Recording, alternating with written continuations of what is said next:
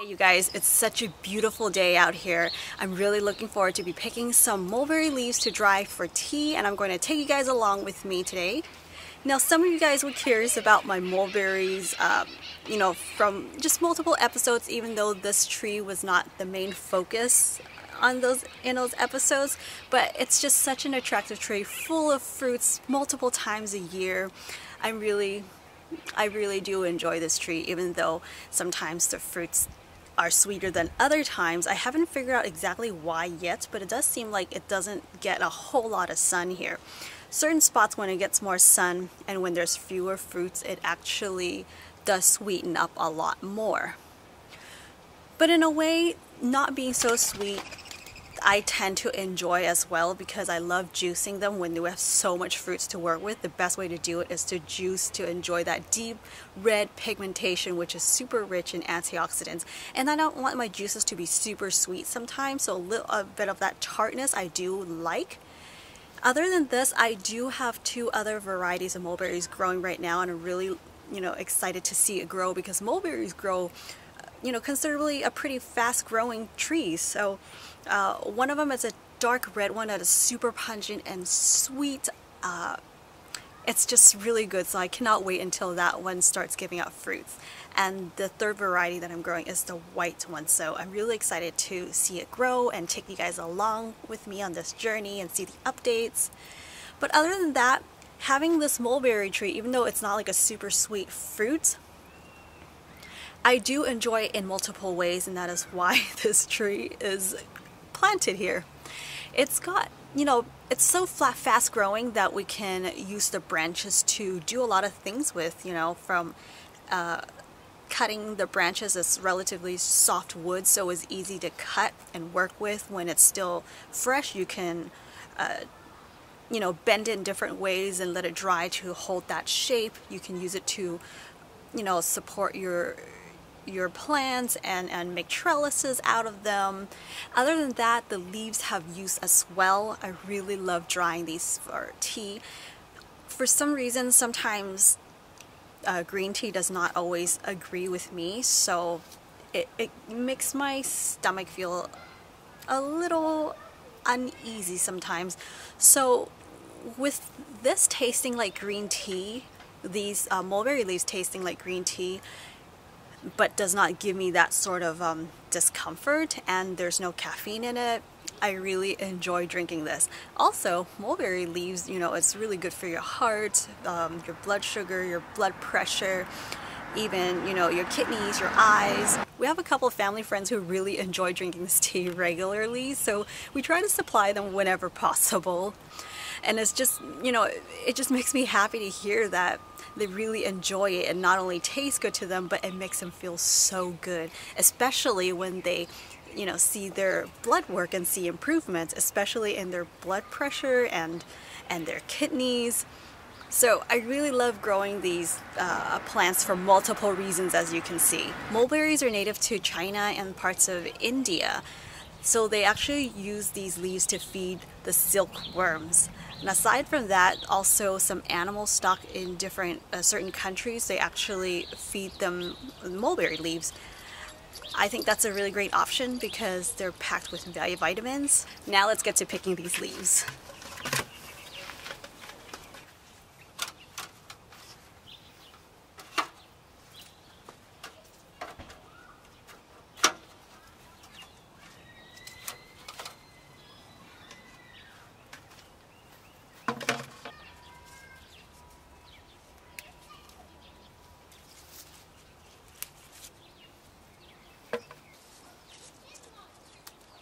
These young leaves are edible too.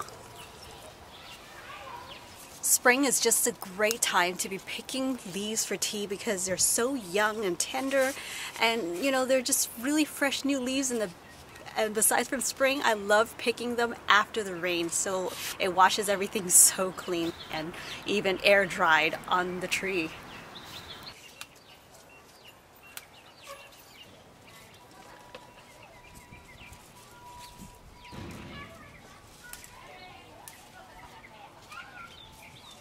The faster way to do this is to actually cut the entire branch and remove all of those leaves to dry. However, I already pruned this tree when it was in the winter, when it didn't have a lot of new growth. So I'm just kind of picking them leaf by leaf right now.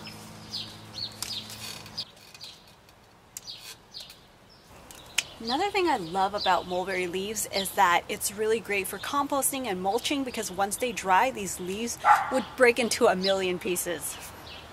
When I thin these leaves out, they'll actually open up a lot more, for air circulation and for sunlight to get through, to help ripen up these fruits, to sweeten them up. A lot of these are grown in the wild, and they basically become food for the birds, not because they're not edible for humans, but there are certain varieties that doesn't have as good of a taste, so they kind of leaves food out for the birds.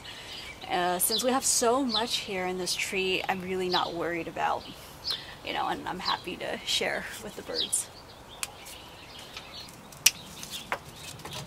When I pick the entire branch, I don't want to leave the entire branch in the bucket, even though I'm collecting the leaves in this bucket right now because of the milky sap. So I'm just going to cut the leaves to put in the bucket right away. Then in traditional Chinese medicine, they would, oops, I just dropped it. They actually pick the hard mulberry fruits to dry for medicinal use. So, there's different types of uses and benefits throughout the different stages of a plant's life, or the cycle of the fruit. I think that's a really great way to use the fruits, especially when there's so many on the tree that you want to kind of concentrate the flavors to, like, fewer fruits would give you better quality tasting. So you can utilize the raw, or the fruits that are not ripe, to apply it to a different kind of use. There's an itty bitty sun-dried one.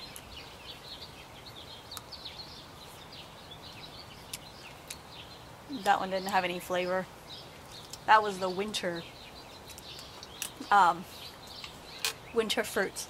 Basically, whenever there's new branches that grow, these berries, these mulberries, will start producing.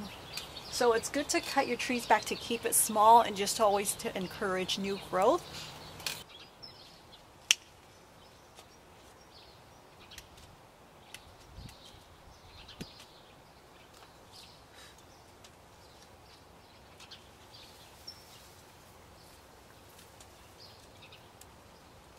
It's also kind of nice to trim all the way to the end so you don't get any of the stem. That way it would make it a lot easier to crush it after you dry it.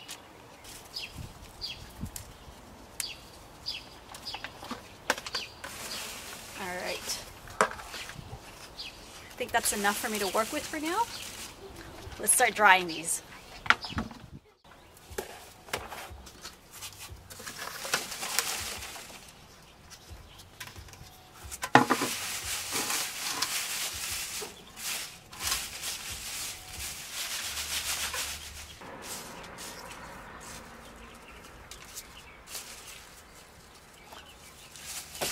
Sort out any of the dirty leaves.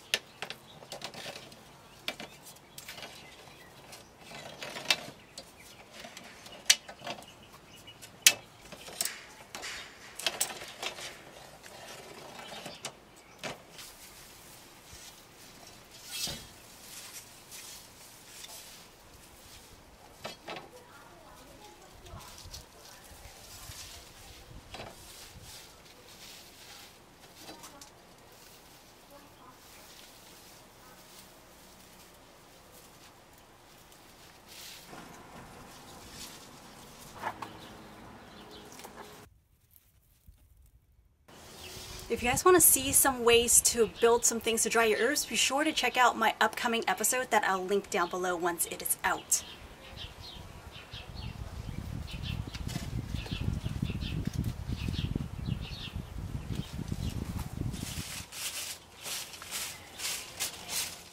every few hours, don't forget to come back out here and kind of just fluff this up, you know, so that you spread them around evenly and let them dry evenly with some air circulation. So I'm just going to let this dry in this part shade area. You can dry it in the sun, of course, it would be a lot faster, but I like part shade because it helps to retain the nutrients better. Make sure that you do get them completely dried because you don't want any mold growing in your tea. Yeah, they'll just dry up and crumble into a million pieces. That's how you know they're going to be completely dry. Then you can store this in a cool, dry, dark place. When you want to drink, just, you know, either boil this in some hot water or steep it in some hot water for, you know, 10 to 15 minutes until you see the colors have been extracted. That's about it, as simple as that. So thank you guys for joining me out here today to dry this tea. Or if you guys enjoyed this episode, please like, share, and subscribe to this channel if you have not already. Please follow me on Facebook, Instagram if you want to see some instant updates of my life, because you don't get to see that on this channel. If you like what I'm doing and you want to support my work, I really would appreciate that. Please go check out my website at wendiland.com. I'll leave the links of everything that I just mentioned just below this video. Thank you guys. Have a lovely day. Happy gardening. I'll see you right back here in the next one. Bye.